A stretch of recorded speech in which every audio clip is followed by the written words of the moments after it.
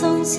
งสำแดงให้เห็นเป็นคำถามเกิดแก่เจ็บตายซ้ำวนเวียนจนเห็นความเป็นไปทุกสิ่งกำเนิดนั้นสถิตสถานตั้งอยู่ไว้ถึงวันแตกสลายดับสิ้นไปไม่มั่นคงจากเจ้าชายสุขหล่นฟ้าทิ้งทุกสิ่งมาเข้าป่าดงทิ้งไปแห่งไหลหลงบำเพ็ญทุกขกิริยาเข็นกายจนหิวโหยร้องรอยสุดเศร้าเมตตา